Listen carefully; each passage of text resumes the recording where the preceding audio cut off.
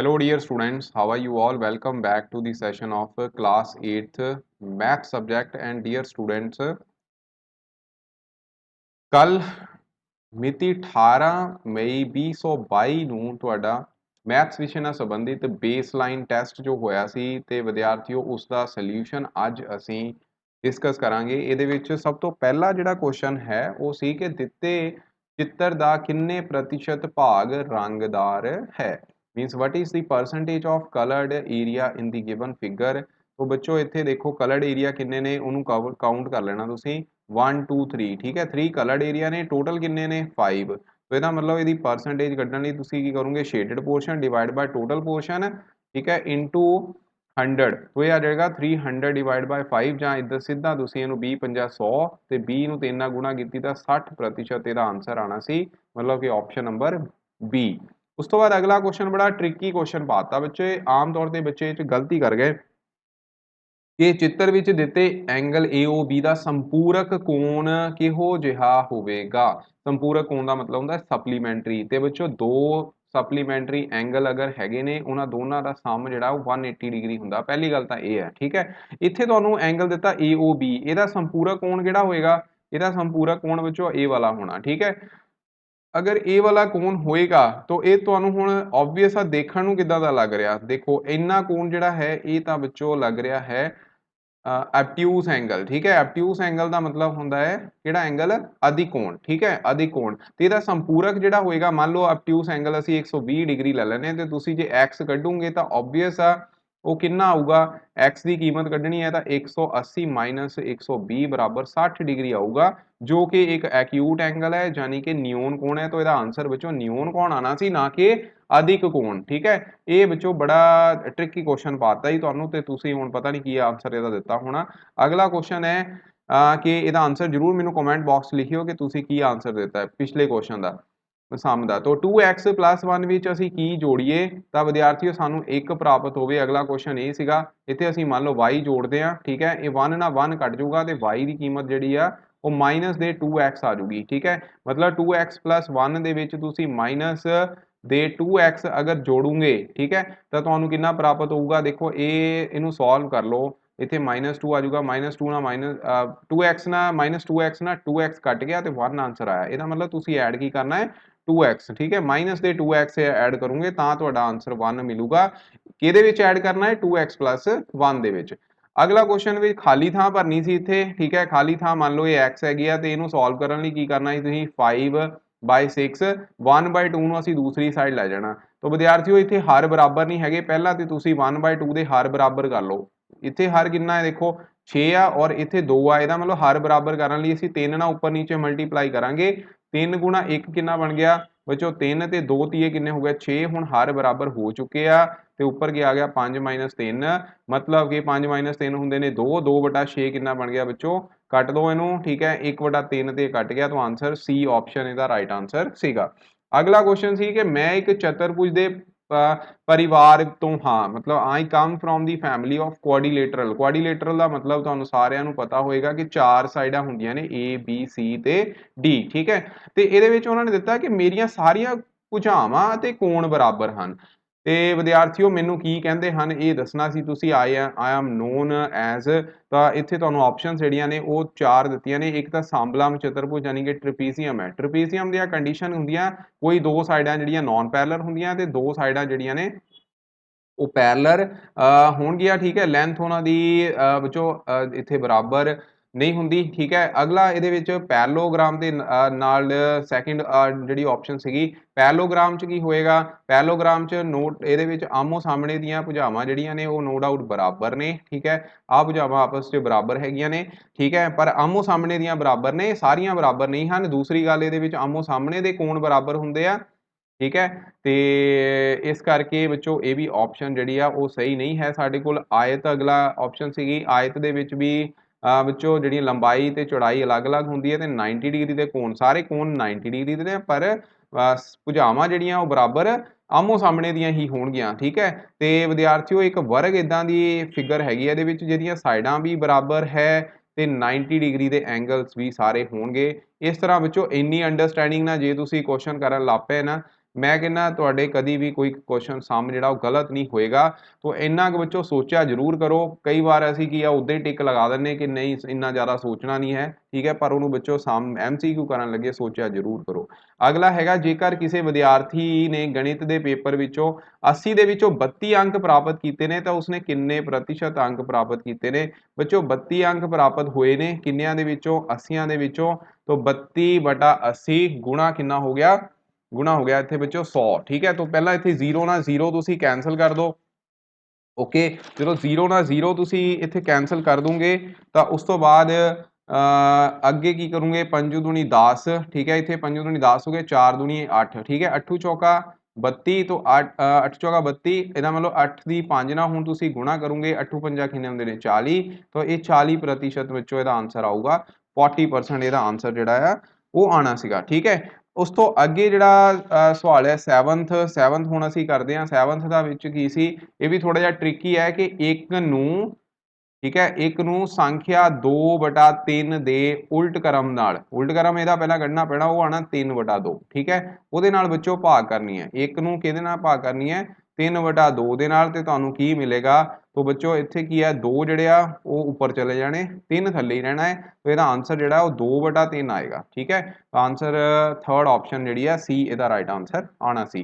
अगला बच्चों वर्गां नूं गिण के, तो 6वीं क्लास तो असीं सवाल करते आ रहे। खेत्रफल कढ़ना पहला वर्ग, दूजा वर्ग, तीजा वर्ग, ठीक है। तुहानूं मैं दस्सिया होया कि जे तुहाडे कोल पूरा वर्ग है, उहदा अद्धा भाग तुसीं कर दोगे, अद्धे भाग का मतलब है उहदा अद्धा खेत्रफल, ठीक है।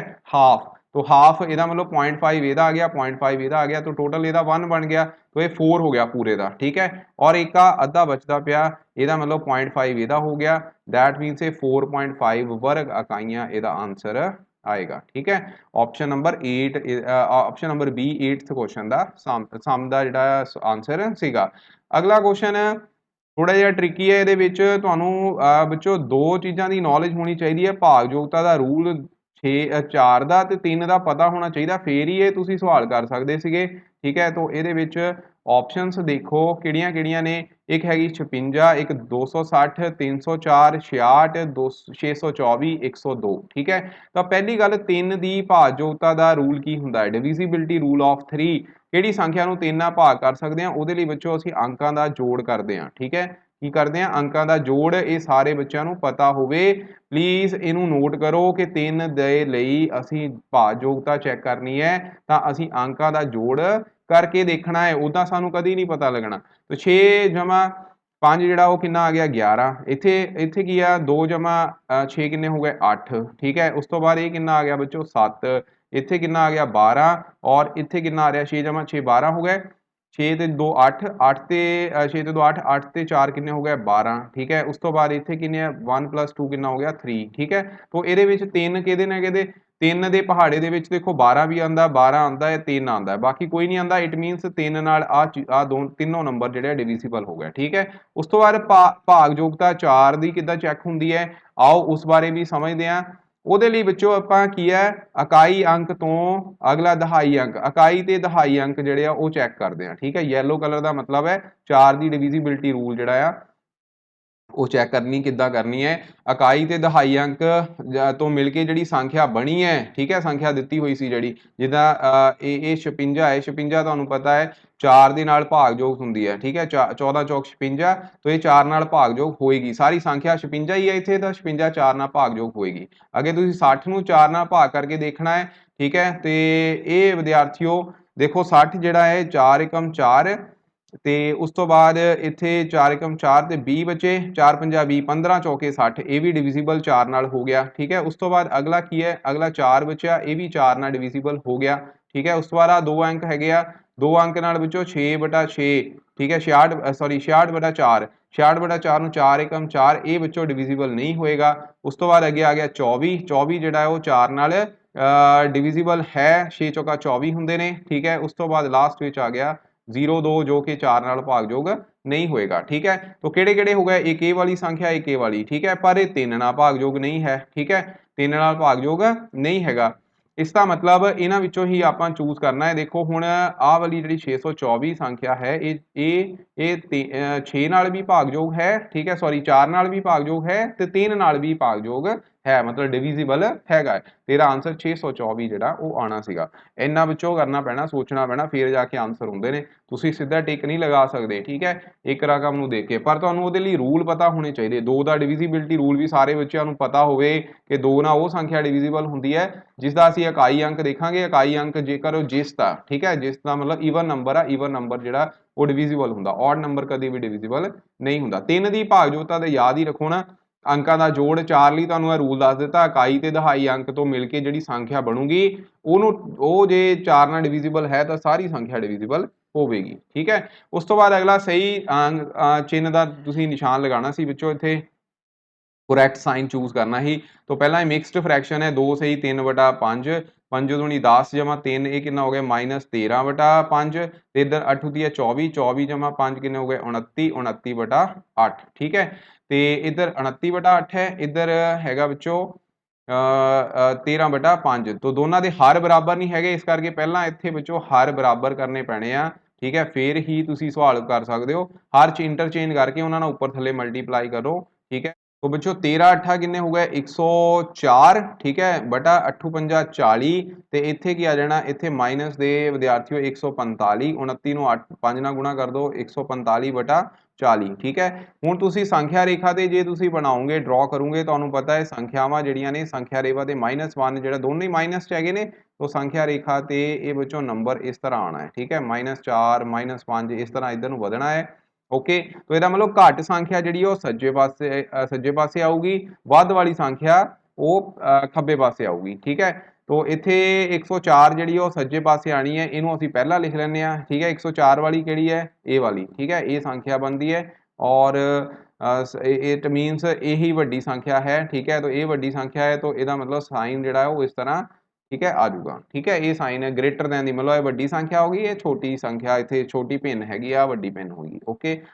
तो प्यारे विद्यार्थियों 11th क्वेश्चन की सी कि दिती हुई आकृति A B C D E F, ठीक है, इत्थे एफ पॉइंट हैगा, ਇਹਦਾ ਖੇਤਰਫਲ ਪਤਾ ਕਰਨਾ ਹੈ। ਤੇ ਬੱਚੋ ਇੱਥੇ ਤੁਹਾਨੂੰ ਜਿਹੜੀਆਂ ਕੁਝ ਡਾਈਮੈਂਸ਼ਨਸ ਜਿਹੜੀਆਂ ਗਿਵਨ ਨੇ, ਪਰ ਇਹ ਫਿਗਰ ਨੂੰ ਤੁਸੀਂ ਕਿਸ ਤਰ੍ਹਾਂ ਦੇਖਣਾ ਹੈ ਬੱਚੋ, ਇਹਨੂੰ ਪਹਿਲਾਂ ਇਹਦੇ ਨਾਲ ਇਦਾਂ ਮਿਲਾ ਦੇਣਾ, ਠੀਕ ਹੈ। ਤਾਂ ਇਹ 1 ਸੈਂਟੀਮੀਟਰ ਹੋ ਗਿਆ, ਆ ਵੀ ਬੱਚੋ 1 ਸੈਂਟੀਮੀਟਰ ਹੋਏਗਾ, मतलब ਇਹ ਇੱਕ ਤੁਹਾਡਾ ਇੱਕ ਤਰ੍ਹਾਂ ਦਾ ਕੀ ਬਣ ਗਿਆ, वर्ग बन गया, ठीक है, इत्थे तक वर्ग बन गया। अगर ये 1 सेंटीमीटर है तो ऑब्वियस आ बच्चों 2 सेंटीमीटर ही होएगी, ठीक है। तो इनू ਇਹਦੇ ਨਾਲ मिला दो, ठीक है, सीधी लाइन है खिंच दो, तो ये भी कितनी 1 सेंटीमीटर हो जानी। एक आयत बन गई जिहदी एक लंबाई 2 सेंटीमीटर ते चौड़ाई जिहड़ी है 1 सेंटीमीटर है। ये बच्चों एक वर्ग बन गया जिहदे विच आ भी 2 सेंटीमीटर, 2 जमा 1 3 बन गया ना, तो 2 सेंटीमीटर ये वर्ग जिहड़ा है जिहदी हरेक भुजा 2 सेंटीमीटर दी होएगी, ठीक है। तो वर्ग बन गया, वर्ग का खेत्रफल हुंदा है 2 × 2, यानी कि भुजा गुणा भुजा 4 सेंटीमीटर स्क्वायर, ਇਹਦਾ वर्ग बन गया। ਇਹਦਾ कितना आ जाऊगा 2 सेंटीमीटर, एक ते 1 सेंटीमीटर, इन्हां नूं लंबाई गुणा चौड़ाई कर दो 2 सेंटीमीटर स्क्वायर ਜਿਹੜਾ ਹੈ ਇਹਦਾ वर्ग आ गया। ਇੱਥੇ कितना आ जाऊगा 1 × 1 = 1 सेंटीमीटर स्क्वायर, ठीक है। 2 + 1 3, 3 + 4 कितना हो गया 3 + 4 = 7, 7 सेंटीमीटर स्क्वायर ਇਹਦਾ आंसर आना सी डी ऑप्शन, ठीक है। ट्रिकी क्वेश्चन ਸੀਗਾ। ਉਸ ਤੋਂ ਬਾਅਦ ਅਗਲਾ ਹੈਗਾ ਸ਼ਬਾਨਾ 3 मीटर लंबाई वाले 3 मीटर लंबाई, ठीक है, ਤੇ 2 मीटर चौड़ाई वाले एक टेबल ਨੂੰ ਆ 2 मीटर मान लो, इधर हैगा 3 मीटर टेबल है, ਉਹਦੇ ਉੱਪਰ ਕੀ ਹੈਗਾ ਆਇਤਾਕਾਰ ਟੇਬਲ ਦਾ ਕਵਰ ਖਰੀਦਣਾ ਚਾਹੁੰਦੀ ਹੈ, ਠੀਕ ਹੈ। ਤਾਂ ਉਹਨੂੰ ਕਿੰਨਾ ਵਰਗ ਮੀਟਰ ਸਕੁਅਰ ਕਵਰ ਦੀ ਲੋੜ ਪਊਗੀ। ਵਰਗ ਮੀਟਰ ਸਕੁਅਰ ਤੋਂ ਭਾਵ ਹੈ ਕਿ ਉਹਦਾ ਖੇਤਰਫਲ ਤੁਸੀਂ ਫਾਈਂਡ ਆਊਟ ਕਰਨਾ ਹੈ। ਤਾਂ ਬੱਚੋ ਸਿੱਧਾ ਕੰਮ ਹੈ, 2 ਨੂੰ 3 ਨਾਲ ਗੁਣਾ ਕਰ ਦਿਓ, ਮੀਟਰ ਸਕੁਅਰ ਜਿਹੜਾ ਆਨਸਰ ਆ ਜਾਊਗਾ 6 मीटर ਸਕੁਅਰ। ਦੇਖ ਲਓ ਕਿਹੜਾ ਆਨਸਰ ਸੀ, फस्ट ऑप्शन सी, ओके। अगला 13 क्वेश्चन है कि करण ने एक बैग विच 150 रुपए खरीद के करण ने एक बैग 150 रुपए खरीद के 12% लाभ ते बेच दिता, तो बेच मुल दसना है बच्चों। देखो ਉਹਦੀ कॉस्ट प्राइस कितनी है, ये लाभ हानि वाला क्वेश्चन आ गया। कॉस्ट प्राइस हैगी 150 रुपीज़, ठीक है। उस तो बाद उन बेचण दे की कीता, किन्ने प्रतिशत उन्होंने गेन होया, गेन की परसेंटेज दी है। गेन बच्चों परसेंटेज हैगी है 12%, ठीक है। गेन उन्होंने कितना होया 12%, ओके। गेन अगर 12% होया तो गेन असी होया कितना वो किद्दां कड्डांगे, वो किहदा 12% होया बच्चों कॉस्ट प्राइस का ही होया। कॉस्ट प्राइस कितना है इत्थे 150 रुपीज़, ओहदा बच्चों 12% मतलब इत्थे ए 0 ना 0 कट गई, ठीक है। बाकी इनू सॉल्व कर लो, 5 दूनी 10 5 तीए 15, ठीक है। इत्थे 2 आ जाना, 2 तीए 6 बन गया, तो 6 तीए किन्ने हो गए 18, 18 ਰੁਪਏ ਦਾ ਉਹਨੂੰ ਲਾਭ ਹੋਇਆ, ਠੀਕ ਹੈ 18 ਰੁਪਏ ਦਾ ਉਹਨੂੰ ਲਾਭ ਹੋਇਆ। ਇਹਦਾ ਮਤਲਬ ਅਮਾਊਂਟ ਜਾਂ ਫਿਰ ਕਹਿ ਲਓ ਵੀ ਸੈਲਿੰਗ ਪ੍ਰਾਈਸ ਉਹਦਾ ਕਿੰਨਾ ਸੀ। ਸੈਲਿੰਗ ਪ੍ਰਾਈਸ ਹੁੰਦਾ ਹੈ ਕਾਸਟ ਪ੍ਰਾਈਸ ਪਲੱਸ ਗੇਨ, ਠੀਕ ਹੈ। ਤੇ ਸੈਲਿੰਗ ਪ੍ਰਾਈਸ 150 ਹੈ, ਕਾਸਟ ਜੇ ਉਹਦਾ ਜਿਹੜੀ ਪਰਸੈਂਟੇਜ ਲਾਭ ਜਿਹੜਾ 12% ਤੋਂ ਕਿੰਨੇ ਰੁਪਏ ਬਣ ਗਿਆ 18 ਰੁਪਏ।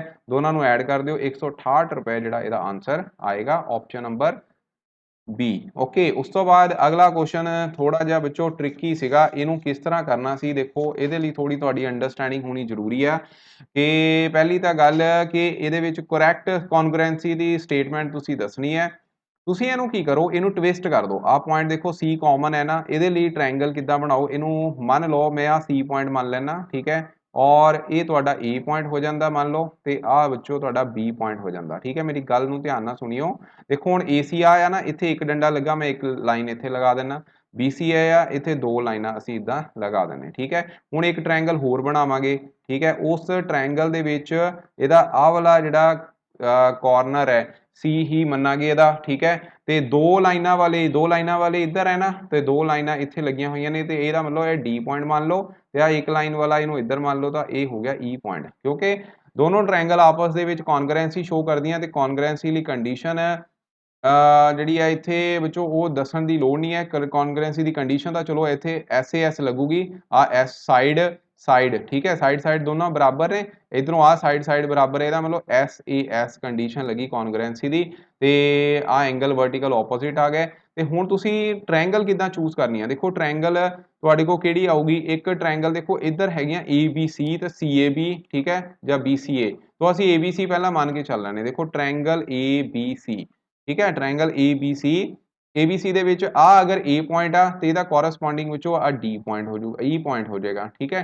ਟ੍ਰਾਇੰਗਲ ਦਾ ਇੱਧਰ ਵਾਲਾ ਆ ਅਗਰ B ਆ ਤੇ ਇਹਦੇ ਕੋਰਸਪੋਂਡਿੰਗ ਆ ਜਿਹੜਾ ਵਿੱਚੋਂ B ਪੁਆਇੰਟ ਦੇਖੋ ਕਿੱਥੇ ਆ, B ਪੁਆਇੰਟ ਇਹ ਲਿਆ, ਤਾਂ ਇਹਦੇ ਲਈ ਆ D ਪੁਆਇੰਟ ਹੋ ਗਿਆ। ਓਕੇ, ਤੇ ਆ C ਪੁਆਇੰਟ ਆ, C ਪੁਆਇੰਟ ਦੇ ਨਾਲ ਅਸੀਂ C ਮੈਚ ਕਰਨਾ।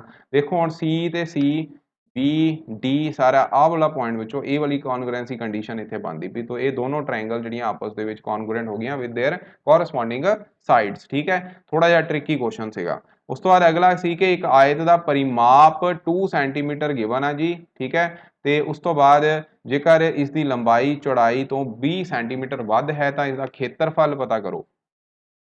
ਦੇਖੋ ਜੀ ਪਰਿਮਾਪ ਦਾ ਫਾਰਮੂਲਾ ਪਹਿਲਾਂ ਪਤਾ ਹੋਵੇ, ਲੈਂਥ ਇਨਟੂ ਬ੍ਰੈਡਥ, ਠੀਕ ਹੈ। ਲੈਂਥ ਪਲੱਸ ਬ੍ਰੈਡਥ ਇਨਟੂ 2 ਹੁੰਦਾ ਹੈ, ਠੀਕ ਹੈ। ਇਹ ਪਰਿਮਾਪ ਦਾ ਫਾਰਮੂਲਾ ਹੈ। ਪਰਿਮਾਪ ਇੱਥੇ 32 ਦਿੱਤਾ ਵੀ ਹੋਇਆ ਹੈ, ਠੀਕ ਹੈ। ਤੇ ਲੰਬਾਈ ਦੀ ਕੰਡੀਸ਼ਨ ਚੌੜਾਈ ਦੇ ਨਾਲ ਕੀ ਹੈਗੀ ਆ ਕਿ ਲੰਬਾਈ ਜੇਕਰ ਅਸੀਂ x ਮੰਨ ਲਈਏ, ਸੌਰੀ ਚੌੜਾਈ ਜੇਕਰ ਅਸੀਂ x ਮੰਨ ਲਈਏ, ਠੀਕ ਹੈ, ਤੇ ਜਿਹੜੀ ਉਹਦੀ ਲੰਬਾਈ ਹੈ ਉਹ ਚੌੜਾਈ ਤੋਂ 2 ਜ਼ਿਆਦਾ ਹੈ, ਤਾਂ x ਜਮਾ 2 ਹੋ ਗਈ, ਠੀਕ ਹੈ। ਤਾਂ L ਦੀ ਜਗ੍ਹਾ x ਜਮਾ 2 ਪਲੱਸ B ਦੀ ਜਗ੍ਹਾ ਆਪਾਂ x ਹੀ ਭਰਾਂਗੇ, ਠੀਕ ਹੈ। ਤਾਂ ਆ 16 ਦੇ ਵਿੱਚੋਂ ਕੱਟ ਵੀ ਰਿਹਾ, equal to 16 equal to 2x plus 2, ਠੀਕ ਹੈ। ਸਮਝ ਗਏ ਹੋਗੇ, x ਪਲੱਸ x 2x ਬਣ ਗਿਆ, तो 2x इक्वल टू 16 माइनस 2 बराबर 14 आ गया।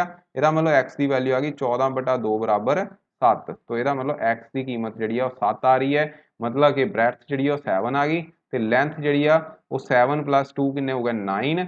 तो इट मीन्स ਇਹਦਾ ਏਰੀਆ ਆ ਗਿਆ length into breadth equal to 7 into 9 equal to ਸੱਤੂ ਨਾਮ ਕਿੰਨੇ ਹੋ ਗਏ 63 ਸੈਂਟੀਮੀਟਰ ਸਕੁਅਰ, ठीक है, वर्ग सेंटीमीटर स्क्वायर ਜਾਂ ਅਸੀਂ ਇਸ ਤਰ੍ਹਾਂ वर्ग सेंटीमीटर, ठीक है। तो आंसर आ गया बी ऑप्शन। ओके, तो ਇਹ ਸੀਗੇ ਵਿੱਚੋਂ 15 ਸਵਾਲ, ਸਾਰੇ ਮੈਂ ਹੁਣ ਸੋਲਵ ਕਰਵਾ ਦਿੱਤੇ ਆ। ਇਹਨਾਂ ਨੂੰ ਕਾਪੀ ਤੇ ਜਰੂਰ ਲਿਖ ਲਿਓ, ਸਾਰੇ ਇੰਪੋਰਟੈਂਟ ਹੈਗੇ ਨੇ, ਠੀਕ ਹੈ। ਪ੍ਰੀਵੀਅਸ ਈਅਰ ਕਲਾਸ 7 ਕਲਾਸ ਨਾਲ ਰਿਲੇਟਡ ਆ ਕੁਝ ਸਮ, ਲੇਕਿਨ ਤੁਹਾਨੂੰ ਆਉਣੇ ਚਾਹੀਦੇ ਨੇ। Okay, thank you so much, take care.